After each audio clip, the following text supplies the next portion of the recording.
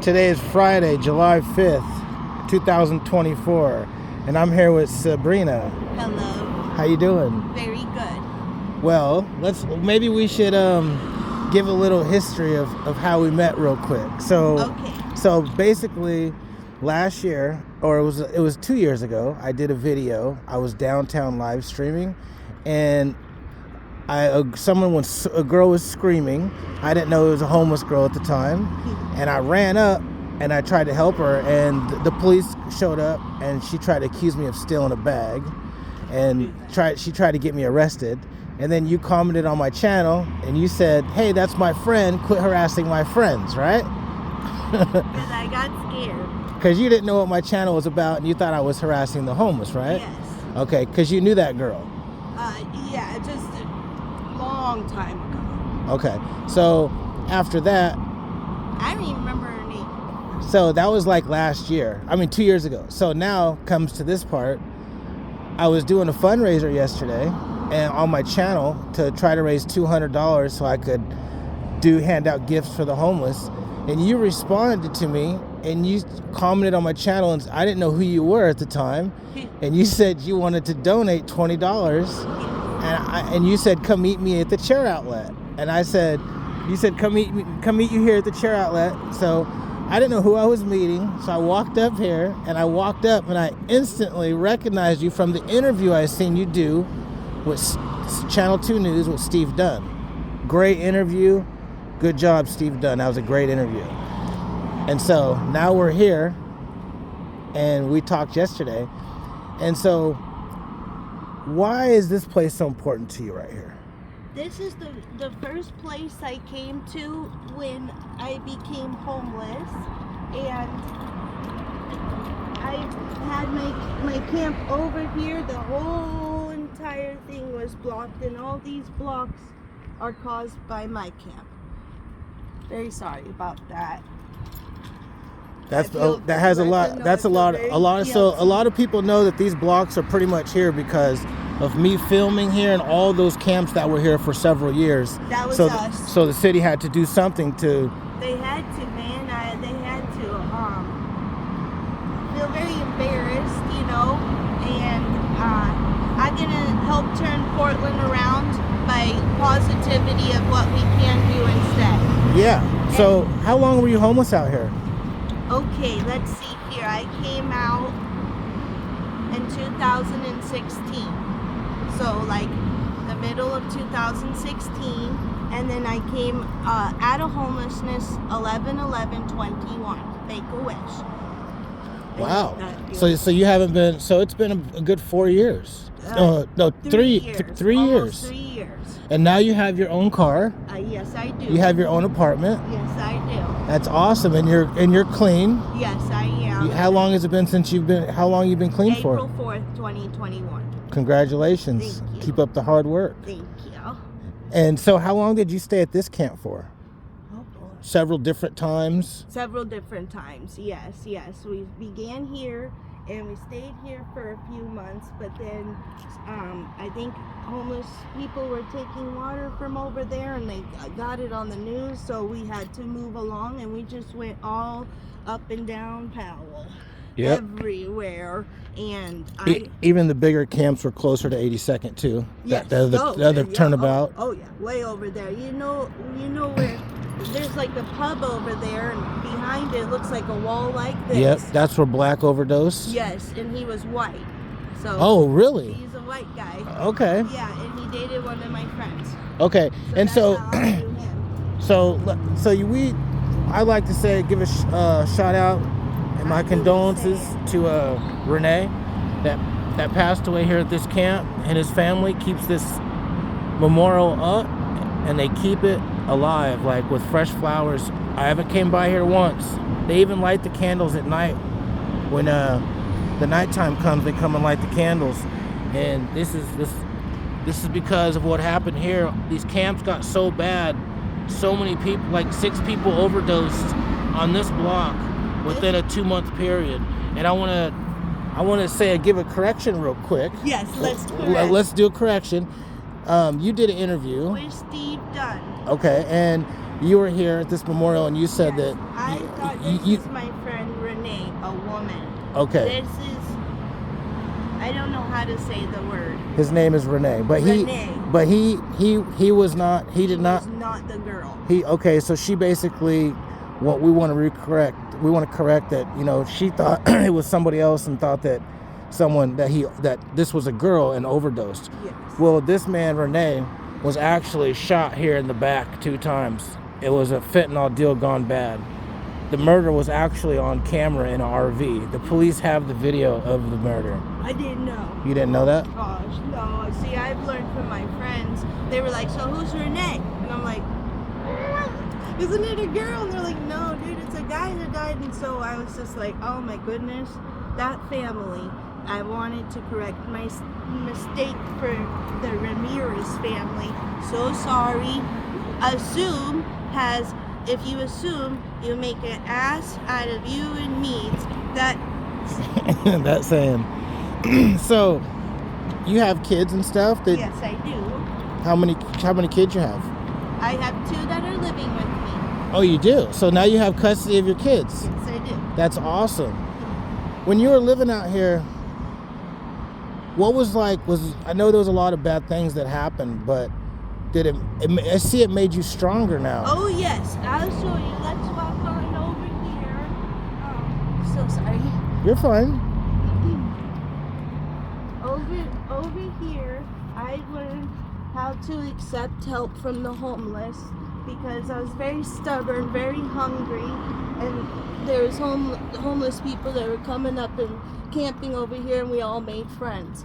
And so they had pepperoni pizza, and I was being stubborn and didn't want to accept help, but my tummy was hurting, so I finally caved and accepted help because I was a very prideful person. I do it by myself, but I accepted help, and it made me make friends with people.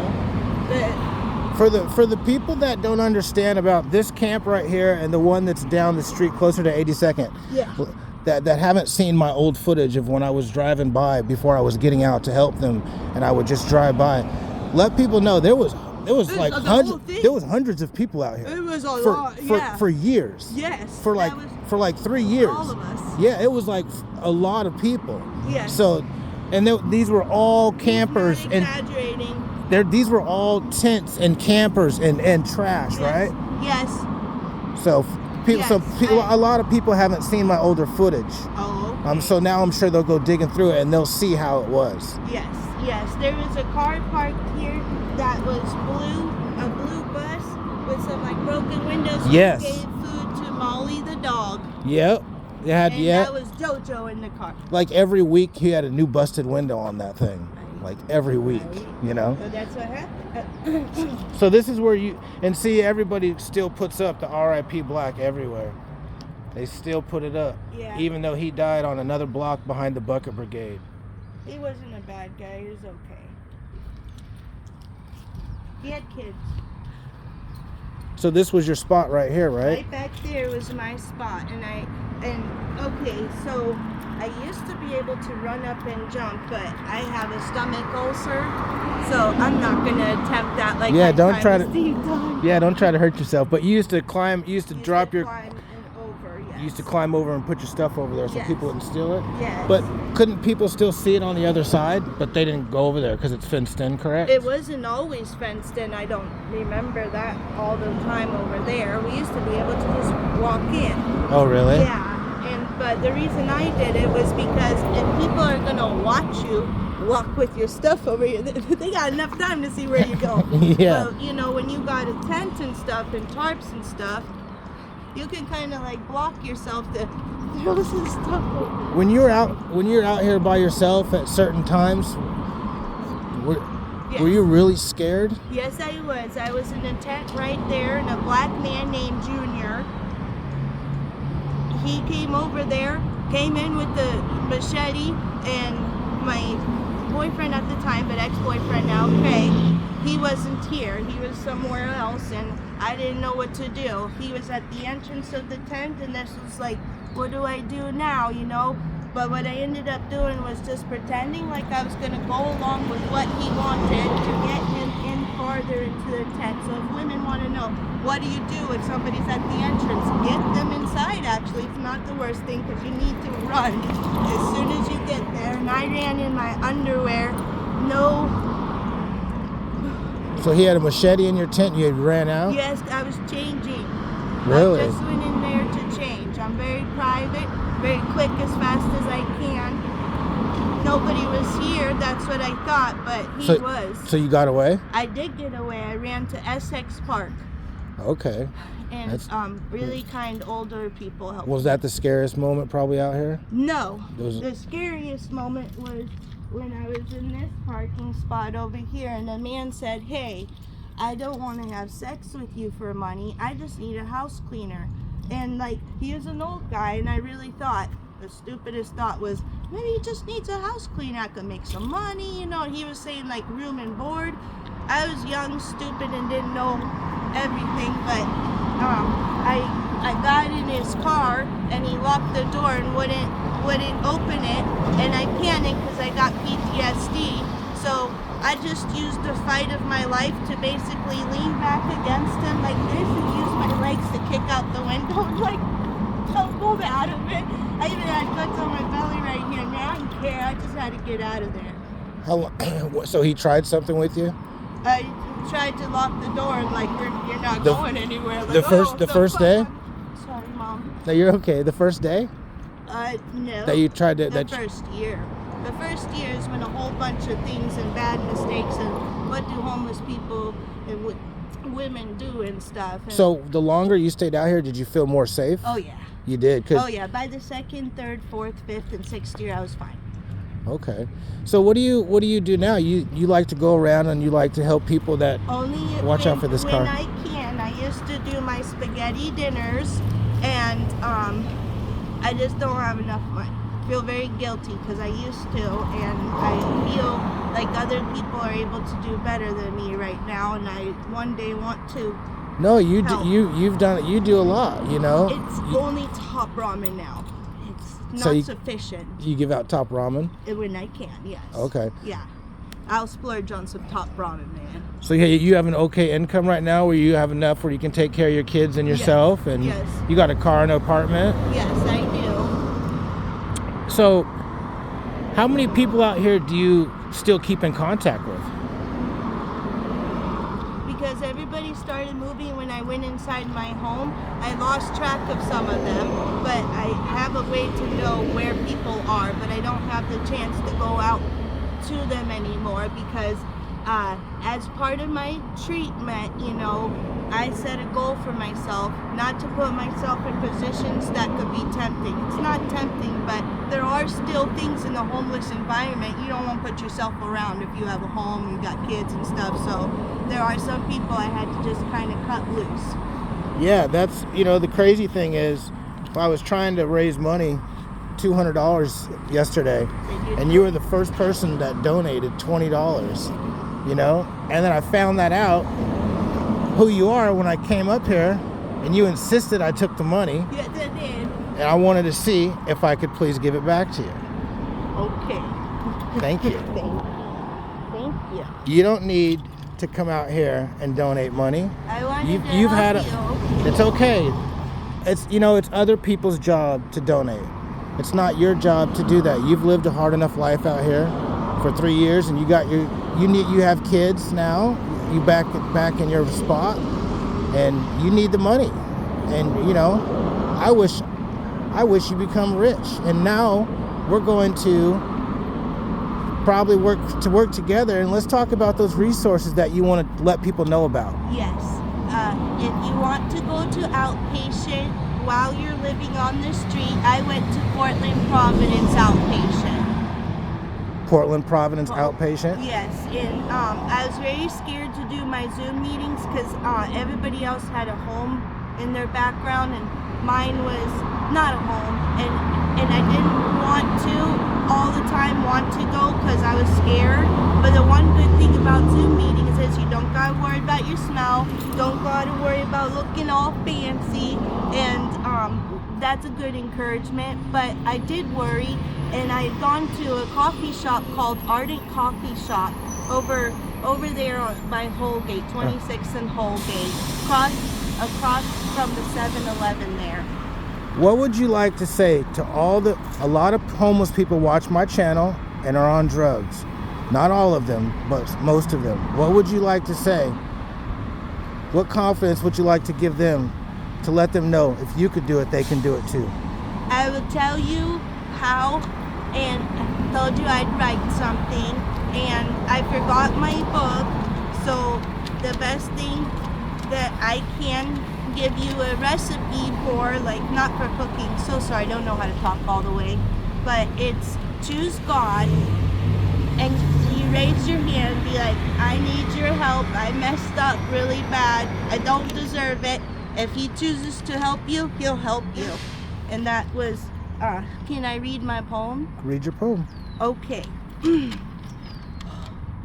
So sorry. No, you got it. You can do this. Okay. This is called Do You Love Me Still? The devil said, listen to me and listen well, for if you listen, only then I can tell. But I said, no, I'm scared I will fall. The devil began to sneer and shout, do you really think they love you still? I really couldn't tell. So inside myself I started to fall, and down I fell. The fall was a big drop. I looked up and thought, it's too far to the top. So I shouted, hey friend, can you drop down a rope? I didn't see him, but I heard him say instead, nope. That's when the devil left and lost my boat.